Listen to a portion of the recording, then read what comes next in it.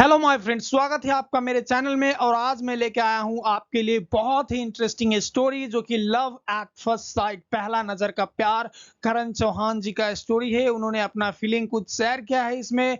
तो मैं आपको इस स्टोरी को ट्रांसलेट करके बहुत अच्छे तरीके से समझाने वाला हूं, और साथ में इंग्लिश भी सीखेंगे, एक लव स्टोरी भी सुनेंगे। तो और क्या चाहिए यार, एंटरटेनमेंट के साथ इंग्लिश, वाह वाह। तो चलिए, मैं आपका टाइम वेस्ट नहीं करना चाहूंगा। प्लीज वीडियो को लाइक कर दीजिए और चैनल को सब्सक्राइब कर दीजिए अगर आप चैनल पे नए हैं। तो अगर आपने ऑलरेडी चैनल सब्सक्राइब कर चुके हैं तो मैं दिल से धन्यवाद करता हूं। Thank you friend. चलिए शुरू करते हैं, ठीक है। तो सबसे पहले करण चौहान का नाम है। मान लीजिए मैं करण चौहान इसमें बन जाता हूँ, ठीक है, कैरेक्टर बन जाता हूँ, तो मैं अच्छा से एक्सप्लेन कर पाऊंगा, ठीक है। मेरा नाम करण चौहान है। My name is Karan Chauhan. पहली नजर में प्यार का अपना अनुभव बताने जा रहा हूँ। देखिए, एंड मतलब और, my name is Karan Chauhan and और I am going to share मतलब मैं बताने जा रहा हूँ, मैं साझा करने जा रहा हूँ, ठीक है। माय एक्सपीरियंस मेरा अनुभव of love at first sight, love at first sight मतलब पहला प्यार का पहला नजर में प्यार का जो एक्सपीरियंस है, अनुभव, उसे मैं शेयर करने जा रहा हूँ। बहुत लोग विश्वास नहीं करते। Many people do not believe, पहला नजर का प्यार में, ठीक है। In love at first sight, देखिए, मैनी पीपल मतलब बहुत लोग, डू नॉट बिलीव मतलब विश्वास नहीं करते, यकीन नहीं करते। In love at first sight, पहली नजर का प्यार में, करण चौहान कह रहे हैं, यानी मैं कह रहा हूं, अभी मैं करण चौहान हूं, ठीक है। मेरे साथ आप प्रैक्टिस भी करना, ध्यान से सुनना, ठीक है। But let me tell you का मतलब होता है लेकिन मैं आपको बता दूं, या मुझे बताने दे। यहाँ पे जो सेंस में यूज हुआ है, but let me tell you मतलब कि मैं आपको बता दूं, लेकिन मैं आपको बता दूं। I strongly believe in it, मैं इसमें पूरा विश्वास करता हूँ। स्ट्रांगली जो एक वर्ड है जो मतलब पूरी तरह से दर्शाता है, स्ट्रांगली मतलब मैं अच्छे से विश्वास करता हूँ, बहुत ज्यादा विश्वास करता हूँ। I strongly believe in it, ये एक लव स्टोरी है। तो वो कह रहे हैं कि बहुत लोग पहला प्यार में विश्वास नहीं कर पहला नजर का प्यार में विश्वास नहीं करता, लेकिन मैं बहुत ज्यादा विश्वास करता हूँ, पूरी तरह से विश्वास करता हूँ, ठीक है। इट यहाँ पे क्या है, लव एट फर्स्ट साइट का प्रोनाउन है, ठीक है, प्रोनाउन है। यहाँ पे I strongly believe in love at first sight बोल सकते हैं, लेकिन इंग्लिश में रिपीट करना अच्छा नहीं होता, इसलिए हम प्रोनाउन यूज करते हैं, ठीक है। तो इट यहाँ पे किसका प्रोनाउन है, love at first sight, love at first sight. यहाँ पे सब्जेक्ट क्या है, लव एट फर्स्ट साइट, ठीक है। बात हो रहा है क्या, लव एट फर्स्ट साइट का। On the 6th of January, ठीक है, 6 जनवरी को, it was my sister's birthday, 6 जनवरी को मेरी सिस्टर का जन्मदिन था। करण चौहान कह रहे हैं it was my sister's birthday on 6th of January, ऐसे भी आप बोल सकते हैं, ठीक है, लेकिन ये ज्यादा साउंड अच्छा करता है। On 6th of January it was my sister's birthday, ऐसे बोल सकते हैं। On the 5th of January, उससे एक दिन पहले, ठीक है, just one day before that, okay, उससे एक दिन पहले, on the 5th of January, I entered a fashion store मतलब मैं एक फैशन स्टोर के अंदर गया। फैशन स्टोर क्या होता है, जहाँ पे फैशन का सामान बिकता है, कपड़ा वपड़ा, जो भी जो चीज भी है फैशन से रिलेटेड है ना। टू बाय अ प्रेजेंट मतलब मैं एक गिफ्ट खरीदने के लिए, उपहार खरीदने के लिए, फॉर माय एंजल सिस्टर, मैं अपनी बहन के लिए। यहाँ पे एंजल जो है प्यार दिखाने के लिए, बहन के तरफ प्यार दिखाने के लिए यूज किया है। इंग्लिश में खास करके आप देखेंगे बेटी का, बहन का, मॉम का, जो भी है ना, एंजल ज्यादा इस्तेमाल करते हैं, खास करके माई एंजल मॉम, माई एंजल सिस्टर, प्यार से बोलते हैं, ठीक है। एंजल का मतलब होता है परी, ठीक है, ये बात आप ध्यान रखना। तो यहाँ पे एंजल नाम नहीं है, कुछ भी हो सकता है, बस इसे एम्फोसाइज करने के लिए, थोड़ा प्यार दिखाने के लिए वो कह रहे हैं, ठीक है। To buy a present for my angel sister, मैं उपहार अपने सिस्टर के लिए खरीदने के लिए। मैं दुकान के अंदर कपड़े देख रहा था, ठीक है।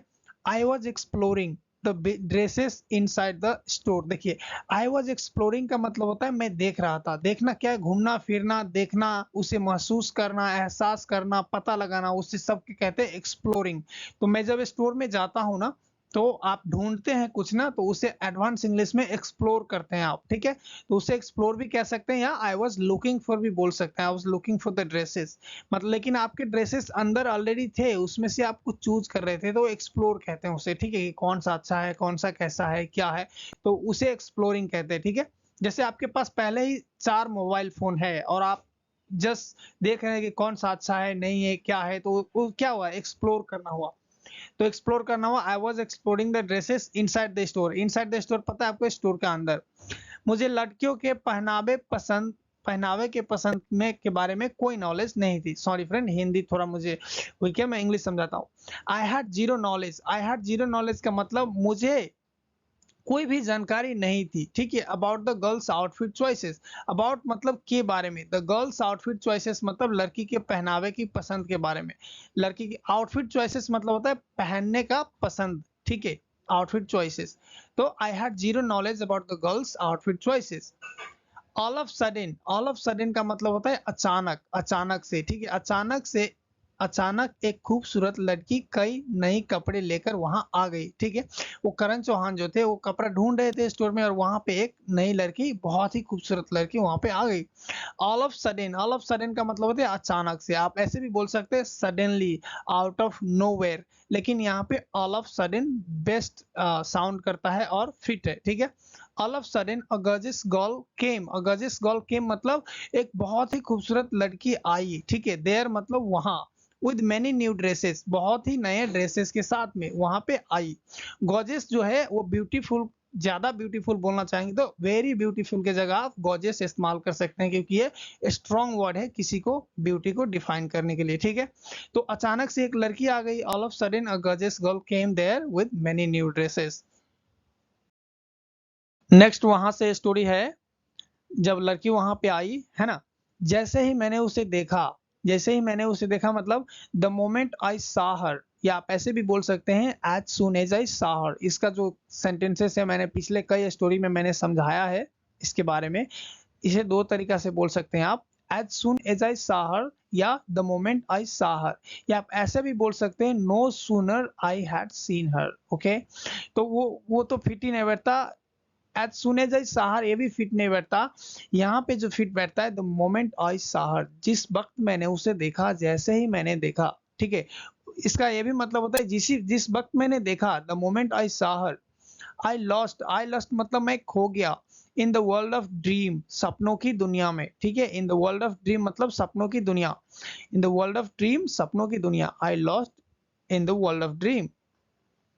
बहुत ही आकर्षक लग रही थी। शी वॉज लुकिंग फैसिनेटिंग, वो लड़की जो थी वो बहुत ही आकर्षक लग रही थी। फैसिनेटिंग का मतलब होता है कोई भी ऐसा चीज जिसे आप देखने से दीवाना बना दे, आपको इतना अट्रैक्ट कर दे कि सोचने पे मजबूर कर दे, आप उसकी तरफ खींचे हुए चले जाते हैं, तो उसे कहते हैं फैसिनेटिंग। मतलब दीवाना बना देने वाला चीज को बोलते हैं फैसिनेटिंग, ठीक है। यहाँ पे हिंदी में मुझे सिर्फ आकर्षक मिला, लेकिन इंग्लिश में ही बहुत ही स्ट्रॉन्ग वर्ड है फैसिनेटिंग। मतलब कोई ऐसा इतना इंटरेस्टिंग चीज जो आपको दीवाना बना दे। शी वॉज लुकिंग फैसिनेटिंग मतलब वो बहुत ही खूबसूरत लग रही थी, बहुत ही अच्छी लग रही थी, दीवाना बना देने वाली लग रही थी। I had seen countless girls before I met her, I had seen countless girls before I met her का मतलब I had seen countless girls मतलब मैंने बहुत ही अनगिनत लड़की देखे थे, ठीक है। बिफोर आई मेट हर उसे मिलने से पहले, उससे मिलने से पहले मतलब बिफोर आई मेट हर मैंने अनगिनत लड़कियों को देखा था। आई हैड सीन काउंटलेस गर्ल्स, वो कह रहे हैं मुझे ऐसा पहले कभी नहीं लगा था। I had never felt like that before, I had never felt मतलब मुझे ऐसा कभी नहीं लगा, लाइक दैट बिफोर मतलब वैसा पहले, ठीक है। I had never felt like that before, मुझे ऐसा पहले कभी नहीं लगा। वह कुछ अनोखा अनुभव था। It was something unique experience, ठीक है। इट वॉज मतलब यूनिक, यूनिक क्या बोलते हैं, अनोखा, ठीक है। जो बहुत ही अनोखा होते हैं उसे यूनिक कहते हैं। It was something unique experience, वो कुछ अनोखा अनुभव था, कुछ खास था। इट वॉज समथिंग स्पेशल, मैं आपको बता दूं यहाँ पे देखिए, मैं एंड भी इस्तेमाल कर सकता था। It was something special and, नहीं, it was something unique experience and special, ठीक है। लेकिन यहाँ पे मैंने एंड की इस्तेमाल नहीं किया, क्योंकि इसे इफेक्टिव बनाना है। जब आपको इफेक्टिव बनाना होता है तो रिपीट करते हैं दो बार, और इंटोनेशन में तो अलग तरह से साउंड करते हैं। जैसे मैं अभी आपको प्रैक्टिकली बोल के दिखाता हूँ, ठीक है। मैं पहला बोलूंगा it was something unique experience and special, ठीक है। अब देखिए मैं उसी वर्ड को मैं कैसे बोल रहा हूँ, it was something unique experience, it was something special. तो सेकेंड वाला साउंड ज्यादा इफेक्टिव करता है, ठीक है। वह मेरी आंखों में देख रही थी, she was looking into my eyes. यह बात आप ध्यान रखना, आंखों में देखना, इनटू इस्तेमाल करना, इन इस्तेमाल नहीं करना, ठीक है। She is looking in my eyes, बहुत लोगों को मैंने देखा है और वो लोग गलत कर जाते हैं, into my eyes. Okay, she is looking into my eyes, वो मेरे आंखों में देख रहे हैं, यहाँ पे प्रीपोजिशन इनटू लगता है। Suddenly my heart beat went up, ठीक है, अचानक मेरी दिल की धड़कनें तेज हो गई। जैसे ही उस लड़की ने उसे देखा, मतलब लड़की आंखें में, पहला प्यार में होता है, कभी आपको लड़की आंख में देखते हैं तो दिल का धड़कन जो है तेज हो जाते हैं। लड़की के साथ भी शायद यही होता होगा, मुझे एक्सपीरियंस नहीं है कि लड़की के साथ क्या होता है। मैंने अपना गर्लफ्रेंड को पूछा था लेकिन उसने बताया नहीं क्लियरली, तो पूछना भी नहीं चाहिए। सॉरी फ्रेंड, मैं पागल हूँ यार, क्या-क्या बोलने लगता हूँ। Suddenly my heart beat went up, अचानक मेरी दिल की धड़कनें तेज हो गई। मतलब अचानक मतलब क्या होता है, सडनली, ऑल ऑफ सडन मैंने पहले बोला था, ये भी इस्तेमाल कर सकते हैं आप। मेरी दिल की धड़कनें तेज हो गई। देखिए, माय हार्ट बीट का मतलब होता है मेरी दिल की धड़कन, ठीक है? हार्ट बीट एक वर्ड है जिसका मतलब होता है दिल की धड़कन। वेंट अप, वेंट अप मतलब ऊपर चला गया। गो अप का मतलब होता है ऊपर जाना, ये एक फ्रेजल वर्ब है। तो गो अप का सेकंड फॉर्म क्या है? वेंट अप, चला गया। तो जब ऊपर गया मतलब तेज हो गया, ठीक है? धड़कन तेज हो गई, मेरी दिल की धड़कनें तेज हो गई। आप ऐसे भी बोल सकते हैं कि my heart started beating, you know fast, ऐसे भी आप बोल सकते हैं। माय हार्ट स्टार्टेड मतलब धड़कनें मेरी दिल की तेज चलने लगी। तो लेकिन ये ज्यादा साउंड करता है बेटर, और ये नेटिव स्पीकर इस्तेमाल करते हैं। तो मैं आपको अच्छे से अच्छे सेंटेंस सिखाने की कोशिश करता हूँ। My heart beat went up मतलब मेरे दिल की धड़कनें तेज हो गई। She came closer to me and asked me, वह मेरे करीब आई और मुझसे पूछा, ठीक है? She came closer to me, देखिए यहाँ पे क्लोज क्यों नहीं, क्लोज का मतलब होता है पास, यहाँ पे क्लोजर क्या है? ये कंपैरेटिव फॉर्म है, कंपेयर कर रहे हैं हम। किसे कंपेयर कर रहे हैं? क्योंकि वो पहले ही कहीं पे खड़ा हुई हुई थी और उससे करीब आई, है ना? तो पहले कहीं पे खड़ा हुई थी, मुझे देख रही थी, तो वो क्या करी, वहां से करीब आई। तो इसीलिए मैं कह रहा हूँ शी केम क्लोजर मतलब वो और करीब आई, जहां पे खड़ा थी वहां से और करीब आई। She came closer to me, वो मेरे पास और आई। एंड आस्क्ड मी, उसने मुझे पूछा, हेलो सर, क्या आपको कोई मदद चाहिए? Hello sir, do you need any help? उसने पूछी, वो लड़की आई और उससे पूछी, hello sir, do you need any help? आप ऑफर करते हैं हेल्प तो इसी तरीके से करते हैं। अगर आपको किसी को ऑफर करना है हेल्प, कि आपको कोई मदद चाहिए, तो आप बोलेंगे do you need any help, ठीक है? इस तरीके से आप बोल सकते हैं। उसने पूछी, hello sir, do you need any help?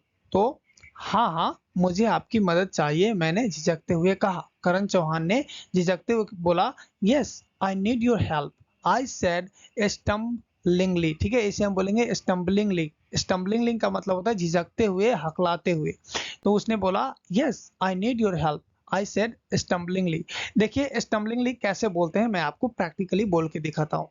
जब मान के चलिए मुझे, मेरे पास कोई आया और मैं अपनी दुनिया में खोया हुआ हूँ, जैसे करण चौहान खोया हुआ था, और वहां पे आया और मुझे बोलता है कि सर आपका कोई मदद चाहिए, तो मैं हकलाते हुए, झिझकते हुए बोलूंगा, yes yes I need your help. ऐसे बोलेंगे तो इसका मतलब होता है झिझकते हुए, stumblingly. Okay, I need, yes yes I need your help, ऐसे बोलेंगे तो ये स्टम्बलिंगली होता है, हकला के बोलना, झिझक के बोलना, ठीक है? कल मेरी बहन का जन्मदिन है, क्या आप उसके लिए ड्रेस चुनने में मेरी मदद कर सकते हैं? उसने बोला, it's my it's my sisters birthday tomorrow, it's my sisters birthday tomorrow मतलब कल मेरी बहन का जन्मदिन है। Can you help me select a dress for her, can you help me select a dress for her मतलब क्या उसके लिए ड्रेस चुनने में मदद कर सकते हैं मुझे? I have no idea about girls choices, उसने बोला कि मेरे पास लड़की का जो पहनावा मतलब पसंद है, जो उसके बारे में मुझे कोई जानकारी नहीं है, ठीक है? उस लड़की को बताया जो वहां पे आई, वो करण चौहान ने। Can you help me select, यहाँ पे टू क्यों नहीं है? क्योंकि हेल्प के साथ प्रेपोजिशन कभी भी नहीं लगता है, ठीक है? और हेल्प के बाद जो है कभी भी सिंपल प्रेजेंट लगता है, ठीक है? ये बात ध्यान रखना आप, मतलब फर्स्ट फॉर्म लगता है वर्ब का, ठीक है? और कोई कोई भी चीज का, ठीक है? और जेरंड भी लगता है कोई कोई केस में, मैं आपको ग्रामर क्लास में एक्सप्लेन कर दूंगा, आप ये सीख लीजिए पहले। Can you help me select a dress of her, I have no idea about girls choices, ठीक है?